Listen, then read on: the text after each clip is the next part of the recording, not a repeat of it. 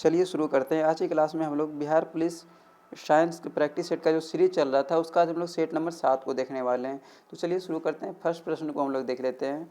देखिए फर्स्ट प्रश्न में बोला जा रहा है, हम लोग फर्स्ट प्रश्न की बात कर लेते हैं। बोला जा रहा है प्रकाश वर्ष मापा जाता है। प्रकाश वर्ष मापा जाता है, किसमें मापा जाती है? दूरी में मापा, दूरी में हो जाता है। किस में मापा जाता है? दूरी में। मतलब प्रकाश वर्ष जो किसका मात्रक है? दूरी का है। देखिए इसमें वर्ष लगा हुआ है तो हम लोग को क्या लगता है कि समय का मात्रक होगा, लेकिन समय का मात्रक नहीं है, प्रकाश वर्ष दूरी का मात्रक है।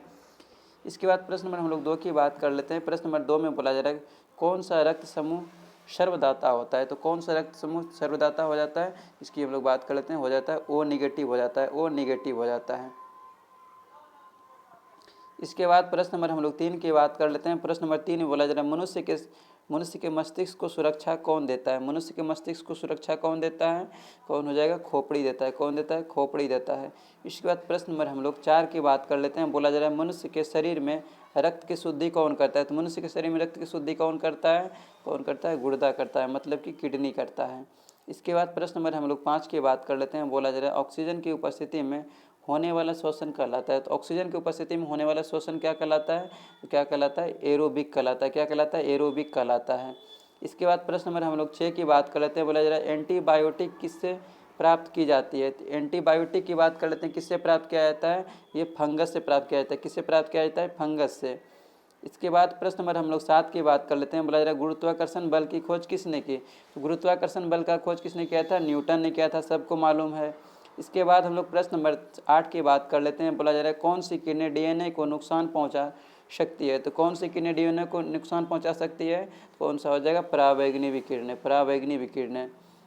इसके बाद प्रश्न नंबर हम लोग 9 की बात करते हैं। प्रश्न नंबर 9 में बोला जा रहा है रक्त में प्लाज्मा का प्रतिशत लगभग होता है। तो रक्त में प्लाज्मा का प्रतिशत लगभग कितना होता है? 55% होता है। कितना होता है? 55%। इसके बाद प्रश्न नंबर हम लोग 10 की बात कर लेते हैं। बोला जा रहा है प्रकाश का परावर्तन किस सतह पर नहीं होता है। प्रकाश के परावर्तन की बात कर लेते हैं, किस सतह पर नहीं होता है? लकड़ी की सतह पर नहीं होता है। इसके बाद प्रश्न नंबर हम लोग 11 की बात कर लेते हैं। बोला जा रहा है एसआई प्रणाली में तापमान की इकाई क्या है। तो एसआई प्रणाली में तापमान का इकाई क्या हो जाएगा? केल्विन हो जाएगा। तापमान का इकाई क्या हो जाएगा? केल्विन। इसके बाद प्रश्न नंबर हम लोग 12 की बात कर लेते हैं। बोला जा रहा है विद्युत धारा का एसआई मात्रक है। विद्युत धारा का एसआई मात्रक क्या हो जाएगा? एम्पियर हो जाएगा, सबको मालूम है। इसके बाद प्रश्न नंबर हम लोग 13 की बात कर लेते हैं। बोला जा रहा है वह द्रव जो थर्मामीटर में प्रयोग होता है कौन सा हो जाएगा? बोला जा रहा है वह द्रव जो थर्मामीटर में प्रयोग होता है कौन हो जाएगा? पारा होता है, यानी Hg का प्रयोग किया जाता है। इसके बाद प्रश्न नंबर हम लोग 14 की बात कर लेते हैं। बोला जा रहा है डीएनए की द्विगुणन, बोला जा रहा है द्विगुणन, डीएनए की द्विगुणन होती है। तो डीएनए की द्विगुणन की बात कर लेते हैं कि इसकी बोला जाए डीएनए की द्विगुणन होती है। डीएनए की द्विगुणन की बात कर लेते हैं, किस में होती है? कोशिका विभाजन से पहले होती है, कोशिका विभाजन से पहले। इसके बाद प्रश्न नंबर हम लोग 15 की बात कर लेते हैं। बोला जाए श्वसन किस अंग में होता है। श्वसन की हम लोग बात कर लेते हैं, किस अंग में होता है? फेफड़ा में होता है, सबको मालूम है कि श्वसन किस में होता है? फेफड़ा में होता है। इसके बाद प्रश्न नंबर हम लोग 16 की बात कर लेते हैं। बोला जा रहा है प्रकाश संश्लेषण के माध्यम बोला जा रहा है प्रकाश संश्लेषण के समय कौन सी गैस उत्सर्जित होती है। प्रश्न नंबर 16 में कि प्रकाश संश्लेषण के समय कौन सी गैस उत्सर्जित होती है। तो कौन सा गैस हो जाएगा? O2 हो जाएगा, O2 उत्सर्जित होता है। इसके बाद प्रश्न नंबर हम लोग 17 की बात कर लेते हैं। प्रश्न नंबर 17 में दर्पण का परावर्तन होता है। दर्पण का परावर्तन की बात कर लेते हैं तो दोनों में होता है, मतलब समतल दर्पण में, समतल सतह में भी होता है और वक्र सतह में भी होता है। इसके बाद प्रश्न नंबर हम लोग 18 की बात कर लेते हैं। बोला जरा बल्ब में उपयोग होने वाला धातु फिलामेंट कौन सा हो जाएगा। तो बल्ब में किसका प्रयोग किया जाता है? सबको पता है कि टंगस्टन का प्रयोग किया जाता है। इसके बाद प्रश्न नंबर हम लोग 19 की बात कर लेते हैं। देखिए प्रश्न नंबर 19 में है पाचन की क्रिया। प्रश्न नंबर हम लोग 19 की बात कर लेते हैं। तो प्रश्न नंबर 19 में देखिए बोला जा रहा है पाचन की क्रिया सबसे पहले शुरू होती है। तो पाचन की क्रिया सबसे पहले कहाँ से शुरू हो जाती है? मुख से ही शुरू हो जाता है। कहाँ से? मुख से ही शुरू हो जाता है। इसके बाद प्रश्न नंबर हम लोग 20 की बात कर लेते हैं। प्रश्न नंबर 20 में बोला जा रहा है हड्डियों को जोड़ने वाले उत्तक कहलाते हैं। हड्डियों को जोड़ने वाले उत्तक क्या कहलाते हैं? लिंगामेंट कहलाते हैं, लिंगामेंट कहलाते हैं। इसके बाद प्रश्न नंबर हम लोग 21 की बात कर लेते हैं। बोला जा रहा है कोशिका की खोज किसने की थी। बोला जा रहा है कोशिका की खोज किसने की थी? किसने किया था? सबको मालूम है किसने किया था? रॉबर्ट हुक ने किया था।